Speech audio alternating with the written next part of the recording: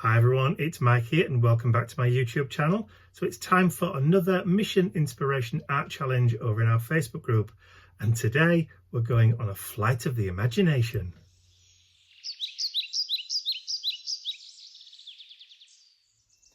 So the Mission Inspiration prompt for this week is flight. So embrace the freedom of soaring beyond limits. Like a bird in the open sky, spread your wings with courage. Navigate the currents of possibility, for in the dance of flight, discover liberation. Embrace the journey where every moment carries the promise of new horizons. Excellent. So once again, I'm going to be working on this side of this sheet of craft cardstock, so that when it goes back into the journal, since we're on week 8, is it? So I've only got one more week to go, and then I start working on the reverse sides. I know, exciting stuff. Okay, so flight. I immediately started thinking about birds, and then balloons, and then butterflies, and then realised I'm on a butterfly ban this year, so no butterflies at all this year. I'm trying not to anyway. Might not succeed, but who knows.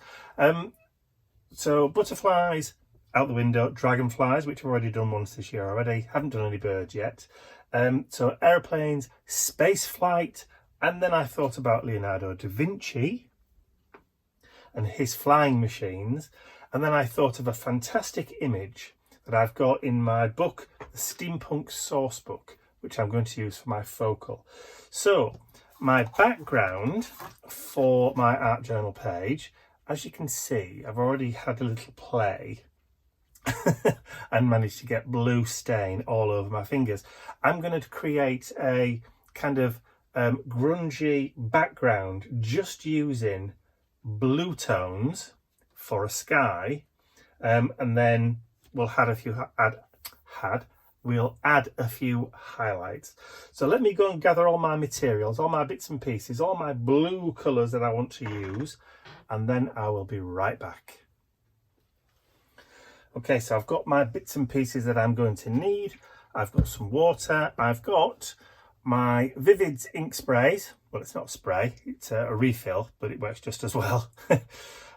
This is Little John, which is a beautiful kind of blue turquoisey colour. And all I'm going to do to start off with, this is some cotton rag watercolour cardstock.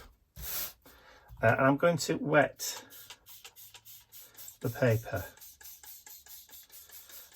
And we're going to wet it all over.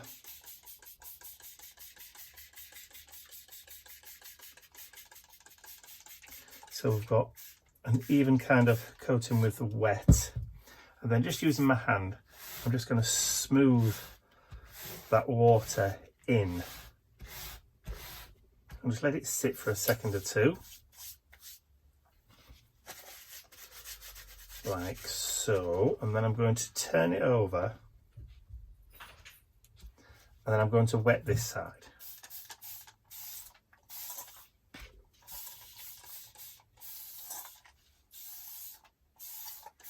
And all this will do, there we go, and just smooth it out.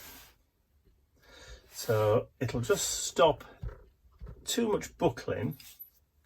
And I'm going to add a little bit more water over the top, like so. It'll stop too much buckling. And then when I start adding my Vivids down,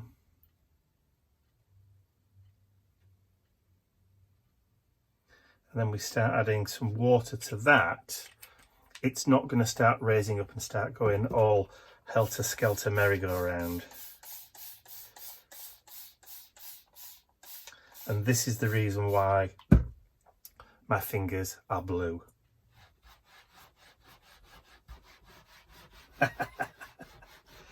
Like I said, I've already done this once as a test. There we go.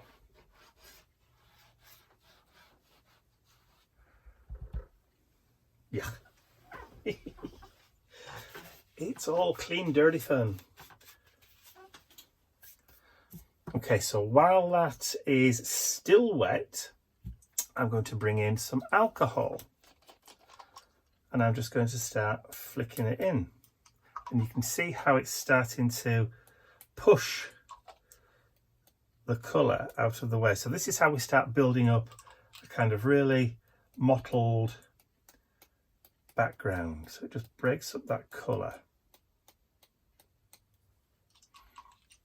And you can use as little or as much alcohol as you want. I'm just using what we call here in the UK surgical spirits, which isn't the same as isopropyl alcohol. It's slightly different. The isopropyl alcohol that we have here in the UK is actually coloured purple, and we call it methylated spirits. That's the same stuff. It's just got a dye in it to stop anybody from drinking it. It just makes you sick. Okay, so I'm now going to just apply a little gentle heat to this, start heating it, and just to try and get some of that moisture out of the paper. All right, so I've taken some of the moisture out there. You can see where the alcohol has been. It's kind of darkened it in certain areas. It's created a kind of a nice mottled background, but not as mottled as we want it to be. So I'm going to put some wet water down on my craft mat here, and I've got some neo colours. So this one is, it says Prussian blue, and this one says cobalt blue. So I'm going to take the Prussian blue, God, I can't speak today. Get some of that water, and I'm going to just start wetting the end to activate the colour. And I'm going to just start flicking it down onto the sheet. And because it's still kind of wet, it is wicking, which is great. So we're getting a really nice kind of mottled,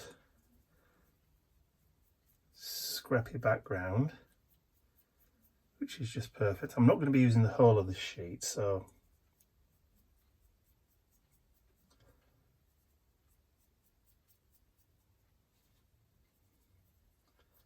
now, I was tempted to use some salt, but I've never used salt on watercolours before, so I didn't particularly want to try it and it not work. But apparently you can use salt, but you have to leave it to dry au naturel rather than with a heat gun. Okay, so that was the Prussian blue.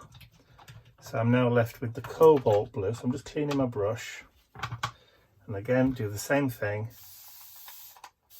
Just put some wet water down, and then just start activating that colour from the neo colour, and then we can start flicking that into the background as well. Now, I'm not too worried that it's not hugely different. All I'm looking for is just variations and differences in tone.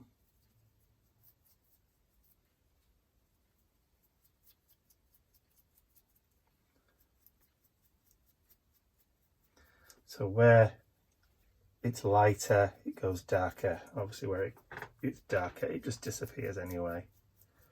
That should do. I'll just draw that off and throw it back into my pot. And then we need to get this completely dried off before we do the next stage. It's not completely dry yet, but the surface is dry enough for me to be able to work on. So I've got my water bottle here. So I'm just going to take the top off, and I'm just going to use the top part to pick up some water and then just drop that down. And I'm just going to go randomly around the page.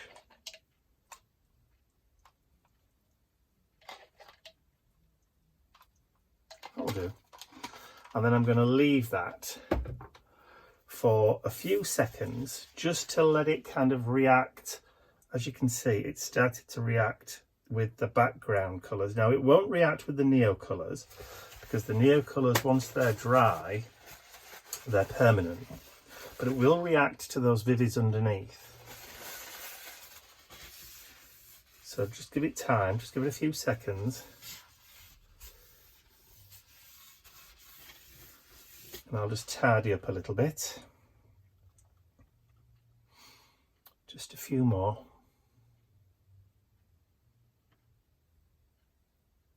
I reckon that should do it. And then I'm going to take a piece of kitchen towel and then I'm just going to lay that down over the top and then peel it off. So where the water has touched it, it's lifted that colour and it's created that kind of almost like a kind of bacteria pattern in a petri dish. It's created a really nice kind of abstracty, mottled, multi-hued, multi-tonal kind of background, and all we've used is the colour blue.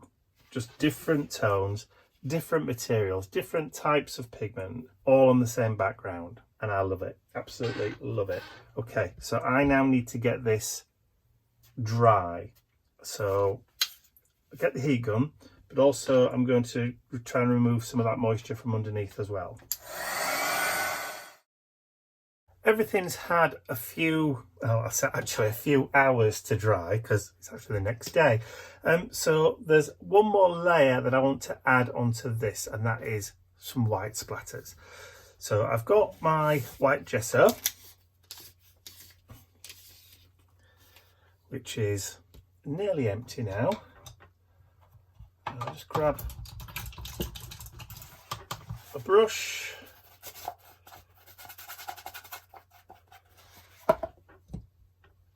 And then wrong mat. I'm using the wrong mat again, aren't I? Because that one's not waterproof, whereas this one is. Right. So add some of that down there, just with some water.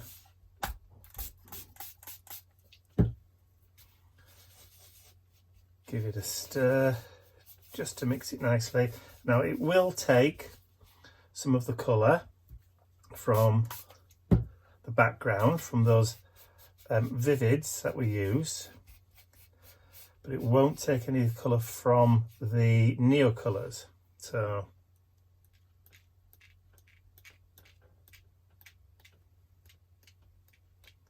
I'm not going to be using the whole of the sheet, by the way. I will be cutting a rectangle from the middle. But look at that. Doesn't that kind of give you almost like a night sky vibe? Apart from the fact that it's blue. See, if we threw some kind of reds and greens and yellows in there, then it would look almost like space, like nebula, like a galaxy effect. But we don't, we just want sky. So I'm not. So I'll just get that cleaned up. Right, we'll give that a blast. As you can see, some of those white splodges have already started to turn blue, which is fine, which is expected and what we want.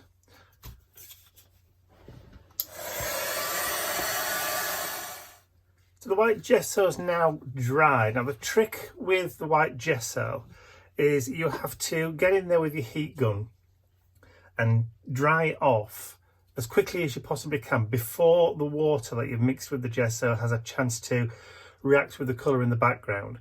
If you leave it, it will all completely disappear into the background. But if you get it dried really, really quickly, it dries before it has a chance to reactivate again with that pigment underneath. So speed is the key when you're working with gesso on a water soluble background. Okay, so the next thing then, so my focal point is I've raided my Steampunk Sourcebook book for a suitable image. and I've got this one. Seeing as we're talking about flight. So what I need to do, I've got my quote as well, and what I need to do is I need to go away and grab some scissors and cut that out,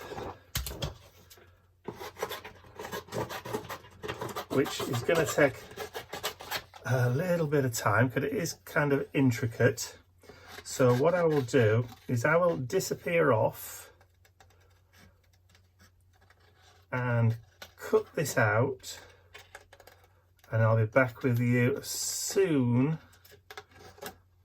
as I've done that. Wish me luck. And maybe some time.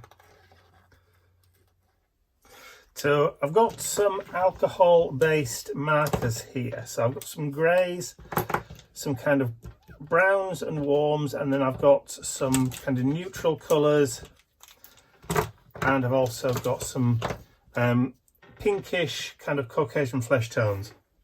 So what I'm going to do is I'm going to start off just with some warmer colours, or lighter colours if you like.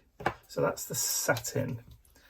I've just put it on a piece of scratch paper. So what I want to do is just start adding in some of the lighter colours on the boots.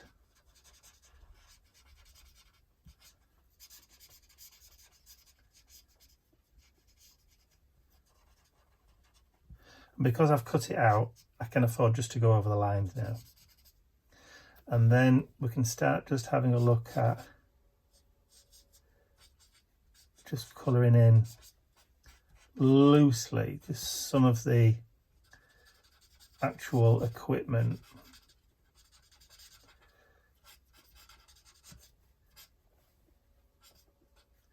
And it doesn't matter too much if we kind of go over. I'm not going mad for, you know, accuracy as far as colours and shading are concerned. As long as I've got some kind of colour. I've missed a bit.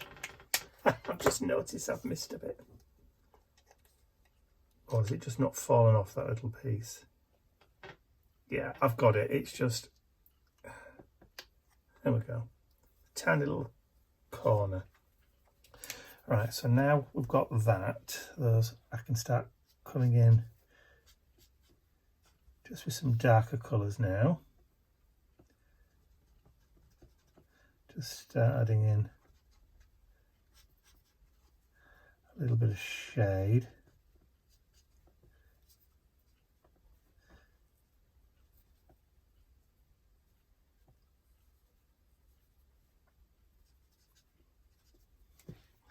And then we can just come back in again and just blend that.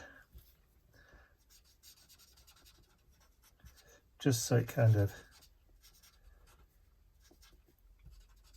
isn't quite so stark.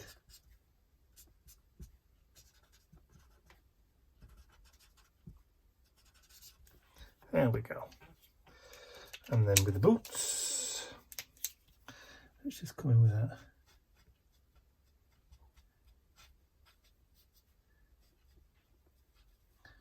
Those mechanisms around there.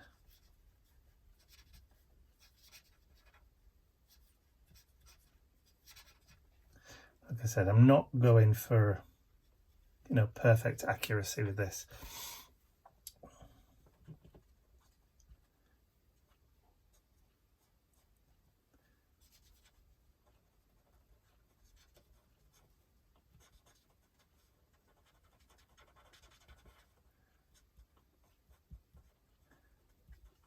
We'll leave a few highlights, and then we'll go darker colour on the trousers.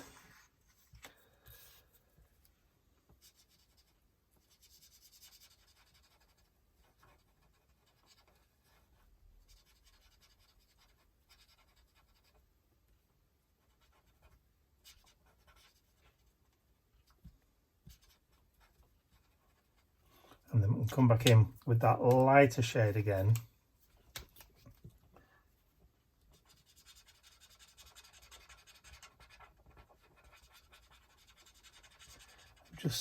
soften those colours out a bit, just so we've got a little bit of contrast.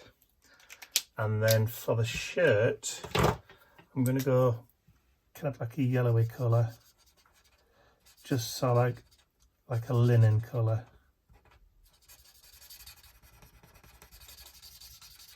And because it's already kind of got the black lines,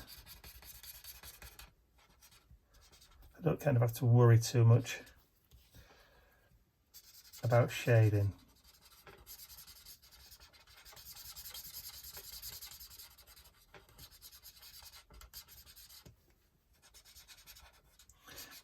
As long as I'm not using blue,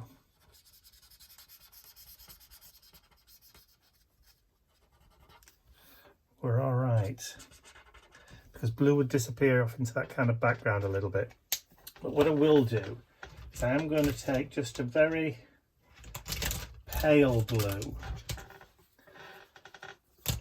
if I can find a pale blue, and maybe just, because I didn't cut out sort of in between those, because that would have been just far too finicky. Just add a little bit of blue in there, just so that it disguises it somewhat. And then we'll just come back in again with a light tan colour, and then do his beard and his hair.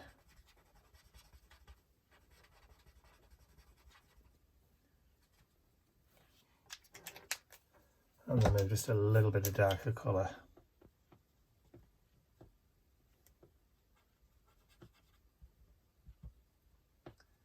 Just round that side.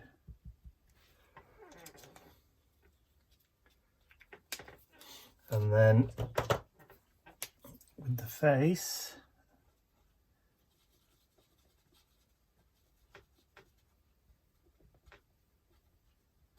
and the hands, just knock them back a little bit.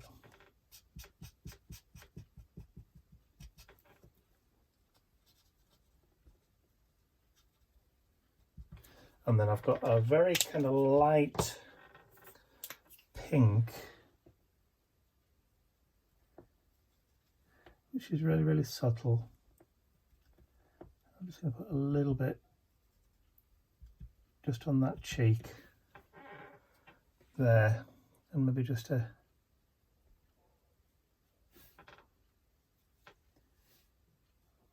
real light touch.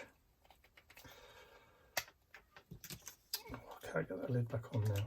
There we go.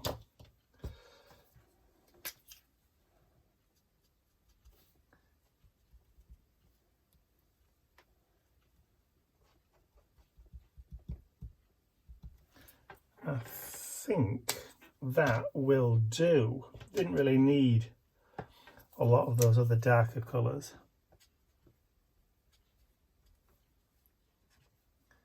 But we can just maybe add a little bit of contrast maybe.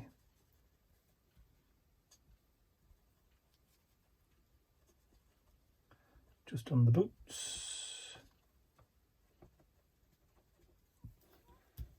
And then maybe a little bit just in that background there.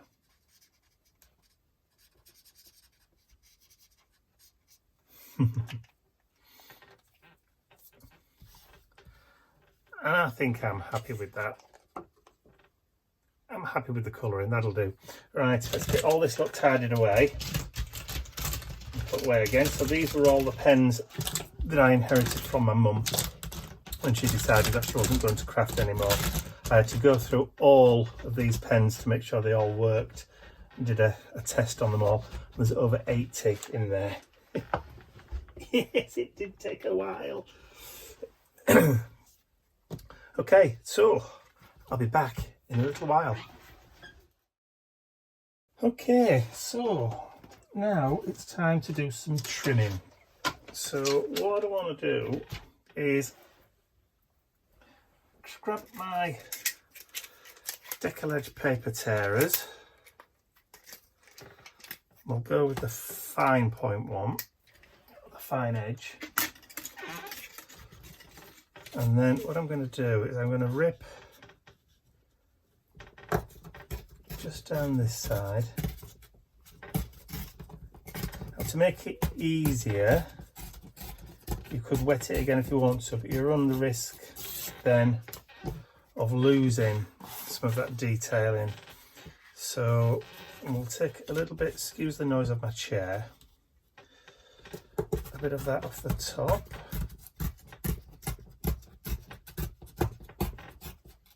Like so. And then what I'm going to do is I'm going to bring my sheet in, and I'm going to do it so that I've got a mark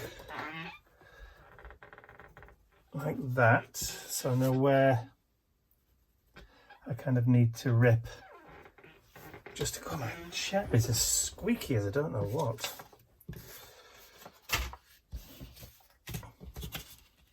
So straight down that way.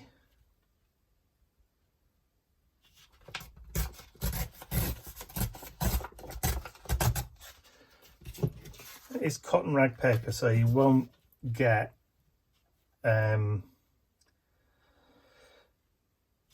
know what I'm trying to say on this one.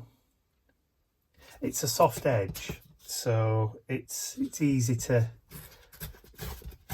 rip. It's basically what I'm trying to say. There we go.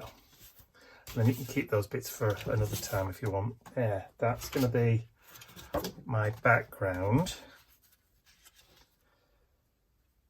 Like so. So what I'm going to do is I also wouldn't mind just adding a little bit of distress around the edge, but just on that. So we'll do that now. Let's bring in ground espresso. I think I've put my others away,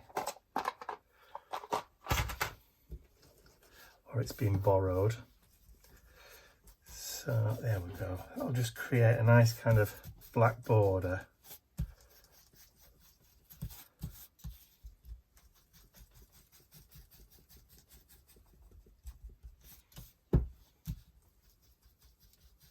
Just catches the edges.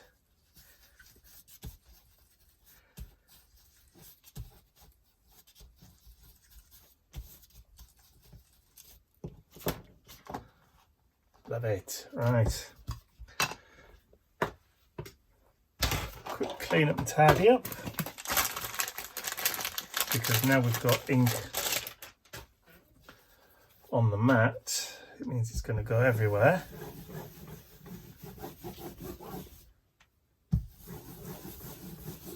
Alright, so I'll have a quick tidy up, then I'll be right back. Okay, so everything's cut out and had a few minutes to dry now. So looking at the background, I was kind of tempted to add some gold in there, or some silver, just add some splatters of gold or some splatters of silver. But then I thought, no, I'm just adding stuff for the sake of adding it. You know, sometimes it doesn't need to be over embellished. I think this is one of those times when I think I'm just going to let it be. So I'm just going to add some glue. I suppose it's just that process again of learning when to step back and just say, do you know what? It's fine as it is. Don't worry at it. And it's a really difficult kind of thing to be able to get yourself into that habit of doing, or saying to yourself, that's enough, step away. I said this, I think, on the previous one. So, yeah, kind of difficult. So I'm not too worried about the PVA squishing from underneath. It won't affect the colour. But what you could do is just put heavy weight on it if you wanted to. A couple of pots of something heavy just to hold it down in place, just for the time being, like so. And then I'll be back in a minute or two.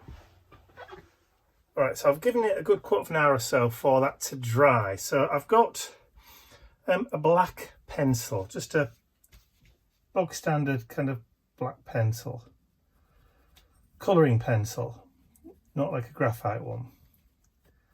And I'm just going to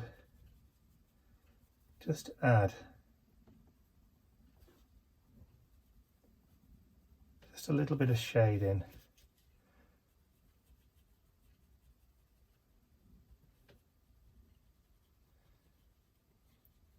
Just nice and gentle.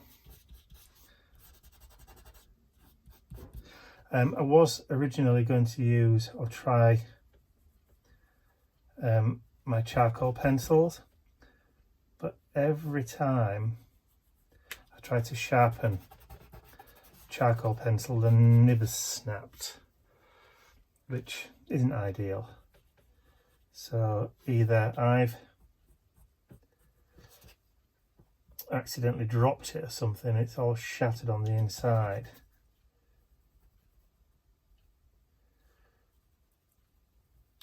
or they've been broken previously. It's probably my fault. I don't necessarily treat my resources with kid gloves, if you know what I mean.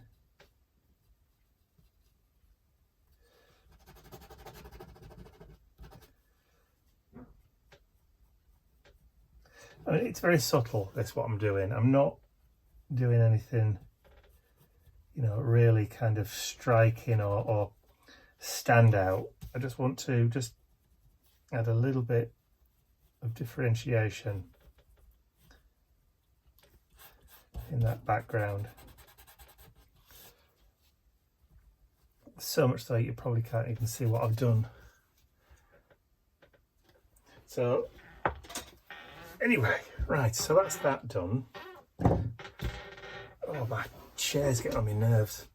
Right, next step then. Let's put that to one side for now. So I've got my quote. So my quote is attributed to Leonardo da Vinci. Once you have tasted flight, you will forever walk the earth with your eyes turned skywards. Yeah, attributed to Leonardo da Vinci. But did he actually say that? Did he actually write it down in his own handwriting that we can verify? I don't know. Do you know? Who knows? Right, so I'm just going to use, again, another, that's a bit too, isn't it? Let's just use that yellow again. So just add in some of that primrose yellow, the same colour that I used for our man's shirt. It's just basically just to take that stark white away. I mean, if you've got distressing, one of those is it old paper or antique linen, would probably do just the same kind of thing. And I'm using the bullet point of this. I could use the chisel end, but to be honest, it's not a huge job, is it? Just like I said, just takes that kind of stark white away from it. Now I think what I'll do, have I got a grey in here, a darkish grey? Cool grey 3. So let's go around the edge.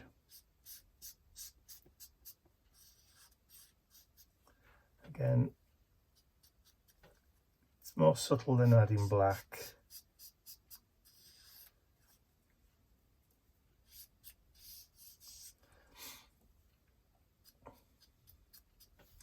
Don't use these pens that often.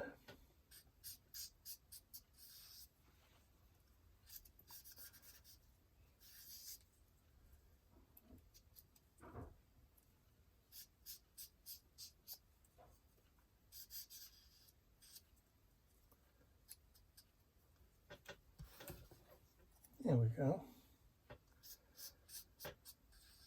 I suppose it might have been more appropriate actually to use a blue. go around the edge. Would that just disappear? Don't know. Let's find out. That's cornflower.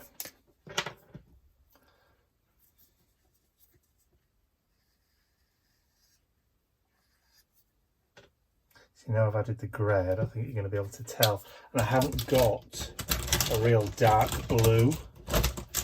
There's no like petrol blue or anything like that. So I suppose I could use a brown. One that we've already used. There's a caramel one there. Let's see what happens when we do that.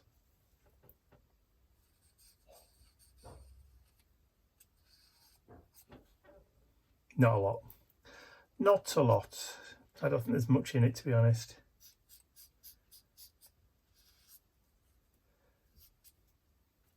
Right, as soon as I've started now with the brown, I'll go around all the others and I'll join with you again in a little while, now that I've made my mind up. So they're all done, so all I have to do now is just to add some glue just on the back. And I have recycled some paper. So what I'm going to do is I've left space at the top for one line, and then there's enough space at the bottom for the remaining two. So I keep thinking to myself I should add something else. Now what I could do, or what my brain is saying to me, is, well, what about adding in some circles in the background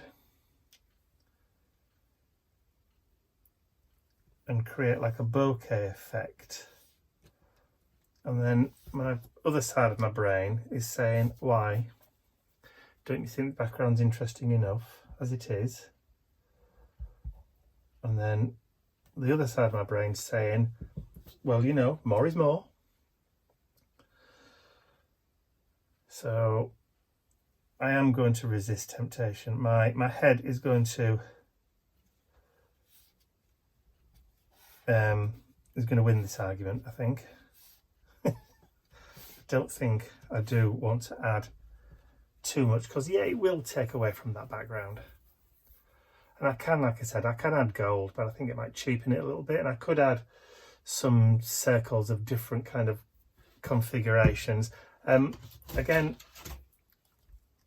I've got this stencil that I could go over and add maybe a little bit of yellow to create some greens, but do you know what?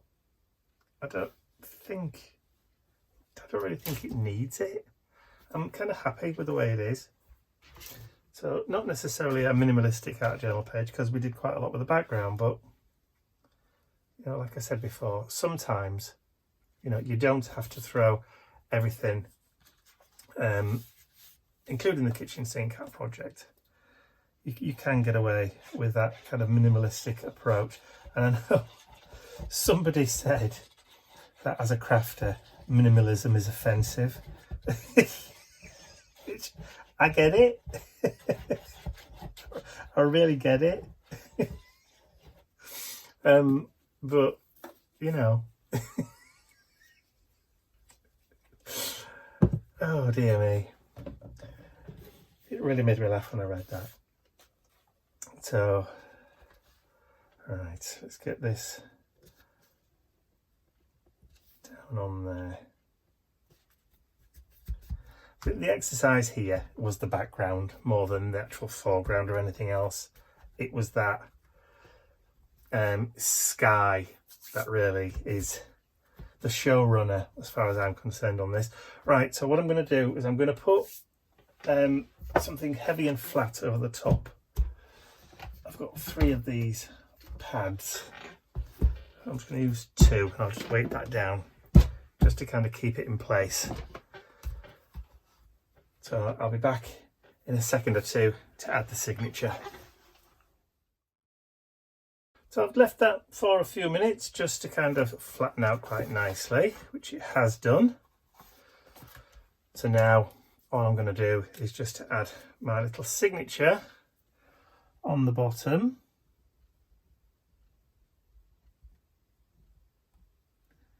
and add today's date, which I've actually got no idea what date it is today. What date is it? It's the 24th.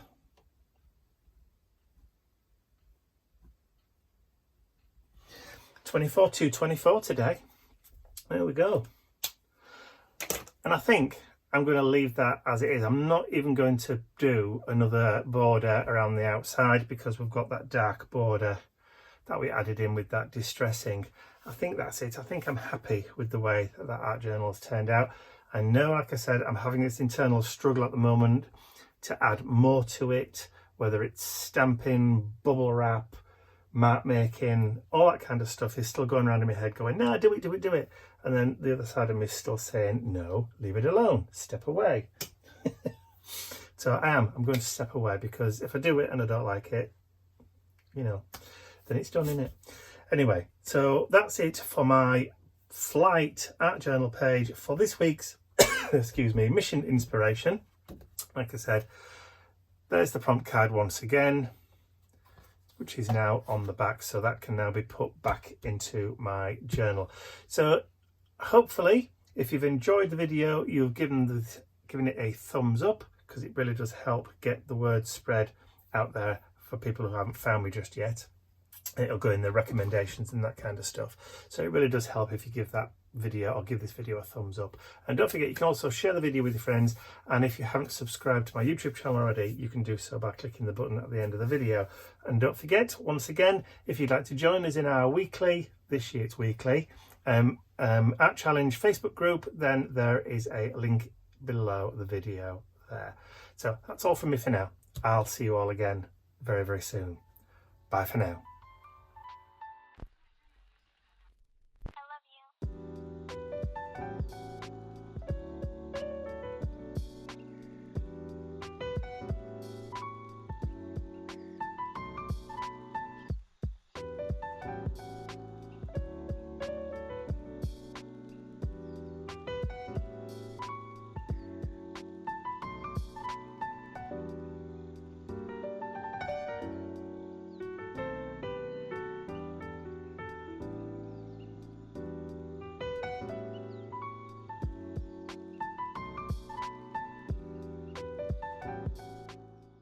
I'd like to say a huge thank you to all of my angels, because without you, these videos would not be possible. And don't forget, you can access your exclusive angel-only content over on my website. There's a link in the description area below.